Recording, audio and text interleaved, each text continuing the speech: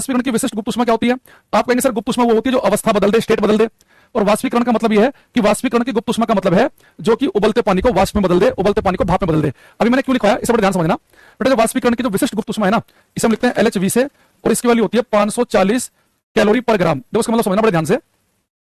अगर कोई आपसे पूछे कि अगर मुझे 1 ग्राम उबलते पानी को भाप में बदलना है, तो एक मेरे पास मान लो कि उबलता पानी था, इस उबलते पानी को मैं कितनी हीट दूं कि भाप में बदल जाए? तो याद रखना 1 ग्राम उबलते हुए पानी को अगर आपको वाष्प में बदलना है तो आपको 540 कैलोरी हीट देनी पड़ेगी। तो अगर पेपर में क्वेश्चन आ जाए कि 1 ग्राम पानी को भाप में बदलने के लिए कितनी ऊष्मा चाहिए, आप याद रखेंगे 540।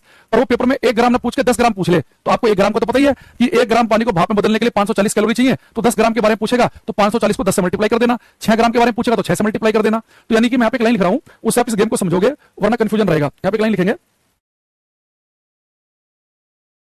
1 ग्राम बॉइलिंग वाटर को 1 ग्राम बॉइलिंग वाटर को वेपर में कन्वर्ट करने के लिए 540 कैलोरी हीट चाहिए। बेटा डेफिनेशन याद कर लेना कि 1 ग्राम उबलते पानी को वाष्प में बदलने के लिए 540 कैलोरी हीट चाहिए। अगर आपने याद कर लिया, ठीक है, तो हमारी बात बन जाएगी। तो मैंने क्या बोला कि 1 ग्राम उबलते पानी को अगर वाष्प में बदलना है तो कितनी हीट चाहिए? 1 ग्राम पानी को भाप में बदलने के लिए चाहिए 540 कैलोरी हीट। बस।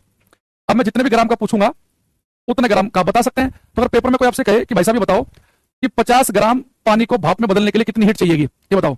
1 ग्राम का मैंने बता दिया कि 1 ग्राम पानी को भाप में बदलने के लिए 540 कैलोरी हीट चाहिए, तो 50 ग्राम के लिए कितनी चाहिए होगी? कर दोगे ना बड़े आराम से, बिल्कुल शॉर्टकट में से करना है। 1 ग्राम पानी का भाप बनाना है तो 540 कैलोरी चाहिए।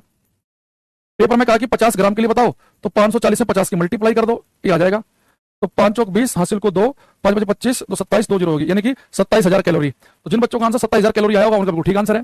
जैसे कि हमारे पास में रुद्रांश मिश्रा का संध्या ने 2700 लिखा, पुनीत ने 2700 गलत हो गया, सौरभ 27 बता रहे गलत, भूमि गुप्ता 2750 गलत, सौरभ कुमार मीणा का सही है, प्राची सिंह का ठीक है। एक हाथ तो 1.80 लिख रहा है। भाई बताओ तुम्हें मल्टीप्लाई करनी नहीं आती? अगर मैं आपसे कह रहा हूं कि 1 ग्राम पानी का भाप बनाना है तो 540 कैलोरी उष्मा चाहिए 1 ग्राम को भाप में बदलने के लिए, तो 50 ग्राम के लिए कितना चाहिए? यानी 540 से 50 की मल्टीप्लाई नहीं कर पा रहे आप, कितनी बेइज्जती की बात है ये। अरे इसकी मल्टीप्लाई कर लेना, 27,000 कैलोरी आएगा। अच्छा 1000 को हम किलो भी लिखते हैं, तो कई बार वो ऐसे लिख सकता है 27 kilo calorie. 27 kilo calorie, kilo का मतलब होता है 1000, तो किलो कैलोरी भी लिखा मिल सकता है। दूसरी चीज, ये तो हो गया एग्जांपल नंबर 1। एक दूसरा बताना, 20 ग्राम बॉइलिंग वाटर को, पूरा क्वेश्चन सुनना भी, कभी आंसर देना शुरू कर दो, थोड़ा चेंज करूंगा इसमें मैं। 20 ग्राम बॉइलिंग वाटर को वेपर में कन्वर्ट करने के लिए कितने जूल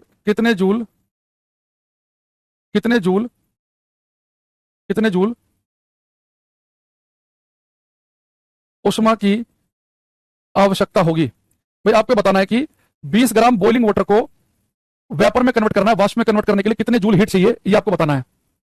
तो मैंने कहा कि इस क्वेश्चन में कि 20 ग्राम उबलते पानी की भाप बनानी है, तो 20 ग्राम उबलते पानी की भाप बनाने के लिए कितने जूल हीट चाहिएगी, आपको बताना आंसर देना आपको जूल में। आप कहेंगे सर उबलते पानी का भाप बनाने के लिए आपने हमें बताया था कि 1 ग्राम पानी को भाप में बदलने के लिए 540 कैलोरी हीट चाहिए, लेकिन वो पेपर में पूछ रहा है 20 ग्राम, तो 20 ग्राम का लोगे कि 540 को 20 से मल्टीप्लाई कर दो। लेकिन यहाँ पे समस्या क्या है कि हमारा आंसर आएगा कैलोरी में। तो हमने डेफिनेशन क्या याद की है कि 1 ग्राम के लिए 540 कैलोरी चाहिए, तो 20 ग्राम के लिए कितना चाहिए? 540 से 20 की मल्टीप्लाई कर दो। अभी मेरे पास में कितना हो गया? 4 दूनी 8, 5 दूनी 10, 2 जीरो आ गई, 10,800 कैलोरी। अब मुझे आंसर चाहिए जूल में, तो बेटा जूल में बदलना बड़ा आसान है। आपको पता होना चाहिए कि 1 कैलोरी लगभग 4.2 जूल के बराबर होता है। तो 1000 कैलोरी है, अगर वो जूल में पूछेगा तो हम लिखेंगे 4.2 से मल्टीप्लाई कर देंगे, तो हमारा आंसर जूल में आ जाएगा। जो भी आपका आंसर आएगा वो यहाँ पे आ जाएगा। अच्छा एक चीज समझना कि आप बाय डेफिनेशन हमेशा करना कि भाई मैं तो आंसर कैलोरी में लेके आऊंगा। 1 कैलोरी के लिए 540 कैलोरी है, 1 ग्राम के लिए 540 कैलोरी है, जितने भी ग्राम वो कहेगा आप पहले कैलोरी में आंसर लिया ना। अब ऑप्शन देखना, अगर कैलोरी में ऑप्शन है तो वहीं पर रुक जाना, जूल में है तो बिल्कुल लास्ट स्टेज पर जाके चेंज करना, 4.2 से मल्टीप्लाई कर देना लास्ट में जाके, ठीक है। तो ये छोटी सी बात एक मुझे आपको बतानी थी, ऐसे एक छोटी सी बात मैं आपको बताऊंगा। तो इस बात को मैं फॉर्मूले वगैरह से नहीं बता रहा हूं। मुझे आप केमिस्ट्री में टीच करते हो कि नहीं? मैं केमिस्ट्री नहीं पढ़ाता हूं, मैं केवल फिजिक्स पढ़ाता हूं। फिर मैंने मास्टर डिग्री की है फिजिक्स में, तो फिजिक्स पढ़ाते हुए अच्छा लगूंगा मैं। तो अगर किसी को टीचिंग स्टाइल आ जाए ना, वो सब्जेक्ट कोई सा भी पढ़ा सकता है। अगर मैं चाहूं तो मैं कल से पॉलिटी भी पढ़ा सकता हूं, हिस्ट्री, ज्योग्राफी, और हो सकता है कि फिजिक्स का टीचर, साइंस का टीचर और बढ़िया हिस्ट्री पॉलिटी पढ़ा दे, लेकिन वो केवल उतनी ही पॉलिटी, हिस्ट्री या केमिस्ट्री पढ़ा पाएगा जितनी उसने केवल पढ़ी है, वो लेक्चर तैयार करने के लिए। अगर ऑप्शन कैसे घुमा सकता है एग्जामिनर, कोई बच्चा डीप से में क्वेश्चन पूछ लेगा तो वो नहीं बता पाएगा। तो पढ़ के बता देना, बाकी सब्जेक्ट अलग चीज होती है। जो हमारा खुद का सब्जेक्ट होता है उसमें एक हमें कॉन्फिडेंस भी होता है, हमें भी पता होता है कि कैसे कैसे क्वेश्चन घुमाया जा सकता है, बच्चे को कहां दिक्कत आएगी, है ना, ये समस्या होती है। चलो यहां जाओ, दूसरा एक चीज और देखना, एक लिखेंगे specific latent heat of fusion of ice, Hindi में लिखेंगे बर्फ के संलयन की, बर्फ के संलयन की, संलयन या गलन, फ्यूजन या मेल्टिंग, कोई भी शब्द लिख सकता हो, बर्फ के संलयन की विशिष्ट गुप्त उष्मा, इसे हम लिखते हैं LHF से। देखो ये बेटा क्या कहना चाह रहा है, ये कहना चाह रहा है कि गुप्त उष्मा यानी कि जो अवस्था बदल दे। संलयन या गलन का मतलब ये है, अगर मैं आपसे कहूं कि मुझे अगर 1 ग्राम बर्फ को गलाना है तो कितनी हीट चाहिए होगी, जैसे 1 ग्राम पानी की भाप बनानी थी तो मैंने आज आपको बताया कि 1 ग्राम उबलते पानी की भाप बनाने के लिए 540 कैलोरी हीट चाहिए। ऐसे अगर मैं आपसे कहूं कि बर्फ के संलयन की विशिष्ट गुप्त उष्मा का मतलब यह है कि अगर मैं आपसे कहूं कि मेरे पास में 1 ग्राम बर्फ है और उस 1 ग्राम बर्फ को गलाना है तो 1 ग्राम बर्फ को गलाने के लिए कितनी हीट चाहिए मुझे, 80 कैलोरी। जैसे मैंने यहाँ पे लिखा था कि यहाँ पे लिखा था हमने, क्या लिखा था कि 1 ग्राम उबलते पानी को वेपर बदलने के लिए 540 कैलोरी हीट चाहिए, तो 1 ग्राम पानी को भाप में बदलने के लिए चाहिए 540 कैलोरी हीट। ऐसे 1 ग्राम बर्फ को गलाने के लिए चाहिए होती है 80 कैलोरी। यहाँ पे लिखेंगे 0 डिग्री सेल्सियस पर 1 ग्राम आइस को वाटर में कन्वर्ट करने के लिए 80 कैलोरी हीट चाहिए। आप जो मैंने ऊपर कहानी लिखवाई, इस कहानी को आप फिलहाल भूल जाओ। अब इस पॉइंट को याद रखो कि अगर मुझे 1 ग्राम बर्फ को पिघालना है, 1 ग्राम बर्फ को पिघालना है तो मैंने कहा कि आपसे कि 1 ग्राम बर्फ को पिघालने के लिए मैं 80 कैलोरी हीट चाहिए होती है। जैसे 1 ग्राम पानी की भाप बनाने के लिए 540 कैलोरी चाहिए, ऐसे 1 ग्राम बर्फ को पिघालने के लिए कितनी चाहिए होती है, 80 कैलोरी। अब पेपर में कह दे कि 1 ग्राम बर्फ पिघालना है तो 80 कैलोरी चाहिए, तो 10 ग्राम के लिए कितनी चाहिए होंगी, 800 कैलोरी। ठीक है, हालांकि मैं जो अभी आपको बता रहा हूं ये, इसमें आपको जो एसएससी का प्योर पेपर होता है ना, जैसे कि सीजीएल, सीपीओ, एमटीएस, सीएचएसएल, इनमें क्वेश्चन मिलने की कम संभावना है। जो अभी शुरू के 10 मिनट अभी टॉपिक चलेगा जो शुरू से चल रहा है, ये रेलवे के पेपर में असिस्टेंट वायरलेस ऑपरेटर जो एसएससी का पेपर होता है उसमें, या जैसे और बिहार के जो पेपर होते हैं उनमें थोड़ा सा ज्यादा पूछता है, उनमें मिलने की संभावना ज्यादा रहती है। लेकिन जब एक बार हम तैयारी करते हैं ना तो हम एक पेपर के लिए नहीं करते, बहुत सारे पेपर के लिए करते हैं। इसलिए कई जगह ऐसा भी हो सकता है कि केवल मैं प्योर एसएससी टाइप की चीजें नहीं बताऊंगा, थोड़ा सा एक्स्ट्रा बता दूं ताकि वो आपके बाकी एग्जाम में भी काम आ जाए। रेलवे के लिए तो ये सारी चीजें इंपॉर्टेंट है ही है, तो थोड़ा सा आपको हल्का सा पेशेंस वगैरह रखना पड़ेगा कि कई बार हम थोड़ा सा एक्स्ट्रा बता रहे होंगे तो समझ जाना कि अगर आप 4, 5, 6 पेपर भरेंगे, अलग अलग टाइप के फॉर्म भरेंगे तो सब में काम आएगा। तो देखो इसमें कुछ बहुत ज्यादा आपको याद करना भी नहीं है। मैंने क्या बोला कि 1 ग्राम बर्फ को पिघालने के लिए 80 कैलोरी हीट चाहिए, बस इतने तो बताया। तो अगर मैं आपसे कहूं ये बताओ, पेपर में क्वेश्चन आ गया कि 40 ग्राम बर्फ को पिघालने के लिए कितनी हीट चाहिए, 40 ग्राम आइस को 0 डिग्री सेल्सियस पर मेल्ट करने के लिए कितनी हीट चाहिए, ये बहुत जल्दी बता दोगे आप। तो 40 ग्राम बर्फ को पिघालने के लिए कितनी हीट चाहिए, आपको सिर्फ अपना लॉजिक याद रखेंगे कि 1 ग्राम के लिए 80 कैलोरी चाहिए पिघालने के लिए बर्फ को, तो 40 ग्राम के लिए 80 में 40 की मल्टीप्लाई कर देंगे, तो 8 चौक 32, 2 जीरो आ गई, यानी कि 3200 कैलोरी। तो सबका आंसर आ गया होगा मेरे से पहले ही, बहुत सारे बच्चों ने लिख दिया 3200। ठीक है, यानी कि 1 ग्राम बर्फ को पिघालने के लिए कितनी हीट चाहिए होती है, 80 कैलोरी की हीट। ठीक है, यानी बर्फ को पिघालना आसान है। देखो 1 ग्राम बर्फ पिघालना है तो 80 कैलोरी हीट चाहिए, लेकिन 1 ग्राम उबलते पानी को भाप में बदलना है तो लिक्विड से वेपर में कन्वर्ट करने के लिए ज्यादा हीट चाहिए होती है, 540 कैलोरी। अब जितनी बातें मैंने आपको बताई, मान लो कि आज की क्लास हमारी अब स्टार्ट होती 8:03 पे, तो मैं आपसे कहता कि बस इतना मैंने आपको पिछले 15 मिनट में पढ़ाया, वही बात हम 1 मिनट में भी पढ़ सकते हैं कि भाई ये काम करो, अपनी कॉपी में साइड में लिख लो, अगर 1 ग्राम बर्फ पिघालना है तो 80 कैलोरी हीट चाहिए और 1 ग्राम उबलते पानी की भाप बनानी है तो 540 कैलोरी चाहिए। बस 2 पॉइंट याद रखने हैं, बर्फ पिघालने के लिए 80 कैलोरी 1 ग्राम के लिए, पानी की भाप बनाने के लिए 540 कैलोरी। जितने भी ग्राम का पूछेगा उसकी मल्टीप्लाई कर देना। अरे सब बच्चों को बात याद रहेगी कि नहीं रहेगी कि 1 ग्राम बर्फ पिघालना है तो कितनी उसमें चाहिए, 80 कैलोरी, और कुछ याद नहीं करना। 1 ग्राम उबलते पानी की भाप बनाना है तो 540 कैलोरी हीट चाहिए, बस ये 2 पॉइंट याद रखने हैं। अब जितने ग्राम पूछेगा उतने की मल्टीप्लाई कर देना। अगर यहाँ पे पूछेगा 20 ग्राम बर्फ पिघालना है तो 80 में 20 की मल्टीप्लाई, 70 ग्राम बर्फ पिघालना है तो 70 की मल्टीप्लाई, 100 ग्राम पानी की भाप बनानी है तो 540 में 100 की मल्टीप्लाई। हाँ, एयरफोर्स वाले बच्चे कर लेना, खासतौर से एक्स ग्रुप वाले।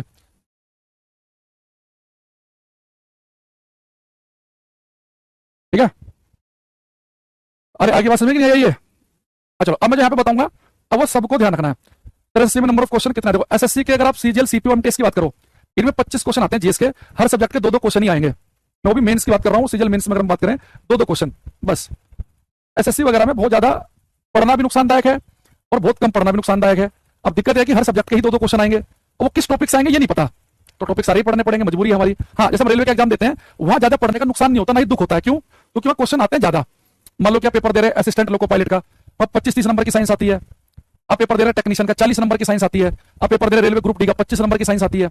बिहार में भी अच्छी साइंस पूछता है, लेकिन एसएससी में थोड़ा सा पंगा रहता है। लेकिन इसलिए हम क्या करते हैं, हमें पता है कि बच्चा फॉर्म सीएचएसएल का भर रहा है तो रेलवे के एनटीपीसी का भी भरेगा, वो अपने स्टेट के पीसीएस का भी भरेगा, और सॉरी अपने स्टेट के एसएससी का भी भरेगा। तो वो कई जगह फॉर्म भरेगा, इसलिए हम ऐसे पढ़ाते हैं कि वो एक बार पढ़े और हर जगह अप्लाई कर सके। ठीक है। दूसरा, जैसे और पेपर, जैसे अगर आप एयरफोर्स की अगर बात करें तो एफ कैट में बहुत ज्यादा साइंस नहीं पूछता। यहां जाओ, अब जो मैं आपको बताने वाला हूं, अब सब बच्चे ध्यान समझना। अब ये कांस्टेबल से लेकर सीडीएस तक हर पेपर के लिए बराबर इंपॉर्टेंट है। इससे पहले वाला अगर आप चाहो तो भूल भी सकते हो, पर मैंने कहा कि एक ही तो लाइन याद रखनी है, तो ऐसा नहीं कि आप इसे याद ही कर लो। 80 कैलोरी चाहिए, 540 चाहिए, ये पिघालने के लिए, ये भाप बनाने के लिए, तो कोई इतना टेंशन लेने की जरूरत भी नहीं है। अच्छा, एक चीज और थोड़ी सी रह गई, उसके बाद आएंगे हम इस वाले पार्ट पे। देखो एक चीज और क्या रह गई, एक चीज लिखेंगे मैडम, स्पेसिफिक हीट कैपेसिटी, विशिष्ट उष्मा क्षमता। विशिष्ट उष्मा क्षमता बेसिक चीजों पर मैं अभी आने वाला हूं, पहले एक बार ये थोड़ा सा इसका भी एक बार में एक लाइन याद कर लेना, फिर आ जाएंगे हम। ठीक है। अब यहाँ पर ध्यान सुनेंगे। तुम कौन से बैच के बच्चे हो? कोई कह रहा नेवी, कोई सीयूटी, तुम सबकी तैयारी कर रहे हो क्या? एनडी का बैच है, कोई एनडी लिख दे रहा है, कोई नेवी लिख दे रहा है, कोई लिख रहा है सीयूटी पीजी का, कोई कुछ लिख दे रहा है, टीजीटी भी हो जाएगा क्या? 25-25 पेपर की एक साथ तैयारी कर रहे हैं क्या? सबका हो जाएगा। ठीक है, पढ़ाई करो। अब देखो, अगर आपको याद हो, हमने एक बात की थी क्लास में, मैं थोड़ा सा कमेंट थोड़ी देर के लिए हटा देता हूं, 15-20 मिनट लगातार पढ़ लेते हैं पहले, फिर कमेंट मैं अपना ओपन कर दूंगा। मैंने आपसे बात बोली थी कि स्टेट बदलनी है, अवस्था बदलनी है, बर्फ का पानी, पानी की भाप, तो हमें लेटेंट हीट, गुप्त उष्मा चाहिए। और हमने ये भी पढ़ लिया कि बर्फ पिघालने के लिए कितनी हीट चाहिए, 80 कैलोरी 1 ग्राम के लिए, पानी की भाप बनाने के लिए 540 कैलोरी चाहिए 1 ग्राम के लिए। लेकिन मैंने एक बात और बताई थी, अगर आपको टेंपरेचर चेंज करना हो, उसे हम कहते हैं सेंसिबल हीट, संवेदनीय उष्मा। लेकिन बेटा मुझे टेंपरेचर में चेंज करना है केवल एक ही यूनिट का, यानी कि 1 ही डिग्री सेल्सियस का, और टेंपरेचर में जो चेंज करना है वो 1 ही यूनिट का, यानी कि 1 ही ग्राम का करना है। मतलब कि मुझे तापमान बढ़ाना तो है, पर 20-30 डिग्री नहीं, 1 ही डिग्री। और तापमान बढ़ाना भी कितने मेटेरियल का है? मात्र 1 ही ग्राम का। तो 1 यूनिट का टेंपरेचर, 1 यूनिट ही बढ़ाने के लिए जो हीट होती है ना, उस हम सेंसिबल हीट ना कहकर स्पेसिफिक हीट कैपेसिटी कहते हैं। स्पेसिफिक हीट कैपेसिटी, विशिष्ट उष्मा क्षमता भी वही हीट है जो टेंपरेचर बढ़ाती है। लेकिन टेंपरेचर कितने यूनिट का बढ़ाती है? 1 यूनिट का, यानी कि 1 ग्राम का। और बढ़ाती कितना है? 1 यूनिट। अब आपको ऐसा समझ में नहीं आया, मैं इसका एग्जांपल देता हूं, आप गेम समझ जाओगे क्या है। जैसे मैं आपसे कहूं specific heat capacity of water, जल की विशिष्ट उष्मा क्षमता। अगर मैं वाटर की स्पेसिफिक हीट की बात करूं, स्पेसिफिक हीट को लिखते हैं हम सी से, और वाटर की जो स्पेसिफिक हीट होती है ना, ये होती है 1 calorie per gram degree Celsius. अब यहां से हल्का समझना शुरू करोगे, अब तक कुछ समझ में नहीं आएगा आपको। यहां पर यहां देखना, अगर मैं आपसे कह रहा हूं कि जल की विशिष्ट उष्मा क्षमता, जल की specific heat capacity 1 calorie per gram degree Celsius है, तो इसका मतलब यह है कि अगर आपके पास में 1 ग्राम पानी हो और उस 1 ग्राम पानी का तापमान 1 डिग्री सेल्सियस बढ़ाना हो, मान लो मेरे पास 1 ग्राम पानी है कुछ 1 चम्मच के जितना, और उसका तापमान 1 डिग्री बढ़ाना है, 13.5 से मान लो 14.5 करना है, तो 1 ग्राम पानी का तापमान 1 डिग्री बढ़ाने के लिए कितनी हीट चाहिए होगी? 1 कैलोरी। तो स्पेसिफिक हीट कैपेसिटी मुझे बताती है कि 1 ग्राम का तापमान 1 डिग्री बढ़ाने के लिए कितनी उष्मा चाहिए? 1 कैलोरी। मान लो कि अगर मैं लिख देता 6, तो फिर इसका मतलब ये होता कि 1 ग्राम पानी का तापमान 1 डिग्री बढ़ाने के लिए 6 कैलोरी हीट चाहिए। मान लो मैं लिख देता 3.5, तो इसका मतलब होता कि 1 ग्राम का तापमान 1 डिग्री बढ़ाने के लिए 3.5 कैलोरी हीट चाहिए। मान लो मैं लिख देता कि किसी मेटल की विशिष्ट गुप्त उष्मा, विशिष्ट उष्मा क्षमता, तो मैं लिख देता मान लो किसी मेटल की जो है 0.4 calorie per gram degree Celsius है, तो इसका मतलब होता है कि उस मेटल, उस धातु के 1 ग्राम का तापमान 1 डिग्री बढ़ाने के लिए 0.4 कैलोरी हीट चाहिए। तो विशिष्ट उष्मा क्षमता मुझे बताती है कि 1 ग्राम मेटेरियल का तापमान 1 डिग्री बढ़ाने के लिए कितनी हीट चाहिए। तो पानी का 1 ग्राम का तापमान 1 डिग्री बढ़ाने के लिए 1 कैलोरी हीट चाहिए। अभी मैंने क्यों लिखवाया? हो सकता है कि 1% केस में आपसे वो ये वैल्यू भी पूछ ले कि जल की विशिष्ट उष्मा क्षमता कितनी होती है, तो आप कहेंगे जल की विशिष्ट उष्मा क्षमता होती है 1 calorie per gram degree Celsius. लेकिन मेरा इंटरेस्ट इस वैल्यू में नहीं है, एक तो ये समझाने में है कि अगर 1 ग्राम पानी है और उसका तापमान 1 ही डिग्री बढ़ाना है तो 1 कैलोरी हीट चाहिए। अब आते मैंने लिखवाया क्यों। अगर कोई आपसे पूछे कि भाई जल की विशिष्ट उष्मा क्षमता है ये 1 calorie per gram degree Celsius, बताओ ये बहुत ही लो है कि बहुत ही हाई है, तो आप क्या बताओगे? जल की विशिष्ट उष्मा क्षमता बहुत ही लो है कि बहुत ही हाई है? क्या लगता है आपको, बहुत ही निम्न है कि बहुत ही उच्च है? लेबोरेटरी वाले का भाई पूरा नहीं हो पाएगा, मैंने शुरू में बताया था, लैब असिस्टेंट का पूरा कवर नहीं हो पाएगा। देखो, अगर मैं आपसे कहूं कि जल की जो विशिष्ट उष्मा क्षमता है 1 CL का मतलब है calorie, 1 calorie per gram degree Celsius, ये बेटा बहुत ही लो है, बहुत ही लो या बहुत ही हाई? तो मैंने लो कह रही तो लो लिखने लगे, बहुत हाई है ये। जल की विशिष्ट उष्मा क्षमता बहुत हाई, सबसे हाई इसी की है। भाई पानी को गर्म करना आसान नहीं है, देख रहे हो, मात्र 1 ग्राम पानी कुछ 1 चम्मच के जितना, और उसका टेम्परेचर अगर 1 डिग्री बढ़ाना है, बस 1 डिग्री, तो 1 चम्मच पानी का तापमान अगर 1 डिग्री बढ़ाना है तो 1 कैलोरी हीट देनी पड़ रही है। गलती से पानी अगर 100 ग्राम हुआ तो 100 की मल्टीप्लाई करनी पड़ जाएगी, और तापमान भी 1 डिग्री ना बढ़ा के 90 डिग्री बढ़ाना पड़ा, 90 की और मल्टीप्लाई करनी पड़ जाएगी। जल की विशिष्ट उष्मा क्षमता बहुत हाई है, पानी को गर्म करना आसान नहीं है। और आपको चीज पता है, कोई चीज जितना जल्दी, जितना देर में गर्म होगी, ठंडी भी उतना देर में पड़ती है। पानी की विशिष्ट उष्मा क्षमता बहुत हाई है, पानी बहुत देर में गर्म होता है तो ठंडा भी देर में होगा। रेत जो होता है ना, रेत, उसकी विशिष्ट उष्मा क्षमता होती है लो, यानी कि रेत जल्दी गर्म होगा, ठंडा भी क्या पड़ जाएगा? जल्दी। इसका मैं बड़ा अच्छा एग्जांपल दे रहा हूं, उस सब समझ जाओगे। आप कभी समुद्र के आसपास वाले क्षेत्र में जाना, मुंबई जाना घूमने, या चेन्नई जाना, तो जो समुद्र के आसपास के क्षेत्र हैं आप देखना, वहां पर दिन में और रात में लगभग एक जैसा टेम्परेचर होता है। दिन में अगर टेम्परेचर 26-27 डिग्री है तो रात को हो गया मान लो कि 23-24-22। लेकिन जो रेगिस्तानी एरिया होते हैं दिन में तापमान 48, शाम को रात में 3-4 बजे तापमान हो जाता है 15-16 डिग्री। तो जो रेत वाले एरिया है उनमें तापमान दिन में बहुत ज्यादा होता है, रात में बहुत कम होता है। लेकिन समुद्री क्षेत्र में लगभग एक जैसा क्यों होता है? क्योंकि समुद्री जो क्षेत्र पानी है तो पानी देर में गर्म होता है, ठंडा भी देर में होगा। तो दिन में बहुत देर में पानी गर्म होता है, रात में ठंडा भी देर से होगा। लेकिन रेत जल्दी गर्म होता है, ठंडा भी जल्दी पड़ जाता है। तो जो चीज जल्दी गर्म होगी ठंडी भी जल्दी पड़ेगी, जो देर में गर्म होगी ठंडी भी देर में पड़ेगी। तो अगर कोई आपसे पूछे कि समुद्री एरिया में दिन रात के तापमान में ज्यादा फर्क नहीं पड़ता है, लेकिन रेगिस्तान में पड़ जाता है, क्यों? क्योंकि रेत जल्दी गर्म होती है, ठंडी जल्दी पड़ेगी, पानी देर में गर्म, ठंडा भी देर से पड़ेगा। दूसरी चीज, अगर आप कभी डॉक्टर के पास जाओ, डॉक्टर से डॉक्टर साहब मेरे ना गर्दन में दर्द है, यहाँ अकड़ाहट सी हो रही है, तो डॉक्टर कहेगा भाई साहब आप गर्म पानी से सिकाई करो। रबड़ के बैग आते हैं ना, उनके अंदर गर्म पानी भर लो, वाटर बैग बोलते हैं उन्हें, उनसे सिकाई करो। तो डॉक्टर पानी से सिकाई करने के लिए क्यों कहता है? क्योंकि डॉक्टर को पता है कि भैया पानी देर में गर्म होगा तो ठंडा भी देर में होगा, तो बंदे ने एक बार पानी गर्म कर लिया बहुत देर तक सिकाई कर सकता है। तो पेपर में क्वेश्चन आ रखा है कि जो तप्त जल के थैले होते हैं, हॉट वाटर बैग होते हैं जो रबड़ के, उनमें पानी का ही यूज क्यों करते हैं? एक ऑप्शन लिख दिया पानी इजीली अवेलेबल है, पानी सस्ता है, पानी फ्री मिल जाता है। एक में लिखा पानी की विशिष्ट उष्मा क्षमता बहुत हाई है, तो पानी की स्पेसिफिक हीट कैपेसिटी हाई है, यानी कि पानी बहुत देर में गर्म होगा, ठंडा भी देर में पड़ेगा, इसलिए यूज कर रहे हैं। तो मैं लाइन लिखवा रहा हूं, उसे लिखना ध्यान से। Water is used in hot water bags. Water is used in hot water bags because a specific heat capacity because a specific heat capacity of water is very high. Hindi में लिखेंगे, तप्त जल के थैलों में, तप्त जल के थैलों में जल का उपयोग किया जाता है क्योंकि जल की विशिष्ट उष्मा क्षमता बहुत उच्च होती है। देखो, अगर ये बैच केवल होता CHSL MTS टाइप के पेपर का, तो अगर ये बहुत ही CHSL MTS टाइप का पेपर का मैं पढ़ा रहा होता बैच में, तो हो सकता है कि जितना मैंने आपको अभी 7:45 बजे से पढ़ाया इतना मैं स्किप भी कर देता। हाँ, ये ऑनलाइन भले बता देता मैं एक बार को, इससे पहले वाली हम छोड़ भी सकते थे, लेकिन आपको ध्यान रखनी है। तो मैंने क्या क्या बताया दोबारा सुनेंगे। अगर मैं आपसे कहूं कि अगर कोई आपसे कहे कि हम हॉट वाटर बैग में जो रबड़ के थैले होते हैं जिसके अंदर पानी भरते हैं, या गांव में तो लोग प्लास्टिक की बोतल के अंदर ही पानी भर के सिकाई कर लेते हैं, तो अगर कोई आपसे कहे कि बोतल में या बैग में पानी का ही यूज क्यों करते हैं, हम बोलेंगे कि पानी की विशिष्ट उष्मा क्षमता, पानी की स्पेसिफिक हीट कैपेसिटी बहुत हाई होती है। इसका मतलब यह है कि पानी देर में गर्म होगा, अगर देर में गर्म होगा तो ठंडा भी देर से पड़ेगा, तो देर तक आप सिकाई कर सकते हैं, बात याद रखनी है। दूसरा मैंने क्या बताया कि 1 ग्राम बर्फ पिघलने के लिए 80 कैलोरी हीट चाहिए, और एक मैंने बताया कि 1 ग्राम उबलते पानी को भाप में बदलने के लिए 540 कैलोरी हीट चाहिए। ये 3 बातें मैं उम्मीद कर रहा हूं कि आपको याद हो जाएंगी, वो टफ नहीं है, ठीक है? बताओ, अगर मैं आपसे बोल रहा हूं कि बर्फ पिघलने के लिए कितनी हीट चाहिए, पानी की भाप बनाने के लिए कितनी हीट चाहिए, वाटर का यूज क्यों किया हमने हॉट वाटर बैग में? क्योंकि उसकी स्पेसिफिक हीट कैपेसिटी बहुत हाई है, देर से गर्म होगा ठंडा भी देर से होगा, है ना? और भी चीजें ऐसी हो सकती है जो देर से गर्म हो देर ठंडी हो, तो बाकी पानी के साथ और खूबसूरती तो है ही वो कि सस्ता है या फ्री है, लेकिन बेस्ट खूबसूरती क्या है जिसके लिए हमने ऐसा यूज किया, वो है कि इसकी स्पेसिफिक हीट कैपेसिटी क्या होती है, बहुत ही हाई। जैसे क्वेश्चन पेपर में देखो ये आया था, ये करना है, एक बच्चे ने बड़ा अच्छा लिखा, इसका यूज कूलेंट के रूप में भी करते हैं। आपने चीज देखी होगी, जैसे आजकल तो गाड़ियों में जो है ना वो कूलेंट आते हैं अलग से। तो पहले क्या होता था कि गाड़ियों में ना बार बार पानी भरते थे, जब गाड़ी गर्म हो जाती थी तो पानी इसलिए भरते थे क्योंकि पानी एक बहुत अच्छा कूलेंट की तरह काम करता है। पानी क्या है कि भाई अगर देर से गर्म हो रहा है ठंडा भी देर से होता है, तो देर से गर्म होने का मतलब है कहीं बहुत सारी गर्मी है तो अगर आप पानी डालोगे तो बहुत सारी गर्मी को सोख लेगा वो। तो कूलेंट के लिए पानी बहुत बढ़िया ऑप्शन है, क्योंकि पानी को गर्म होने के लिए बहुत हीट चाहिए, देर से गर्म होता है तो बहुत सारी हीट को एब्जॉर्ब कर लेगा वो गर्म होने के लिए। इसलिए क्या लिखा है यहाँ पे, water is use in hot water bags because जल तप्त जल की थैलियों में उपयोग किया जाता है। एक लिखा आसानी से मिल जाता है, ये बात ठीक है, वैसे आसानी से मिल जाता है, सस्ता भी है, स्पेसिफिक हीट इसकी हाई है, और पानी जो है गर्म करना आसान है। ये बिल्कुल गलत हो गया, पानी गर्म करना आसान तो नहीं है।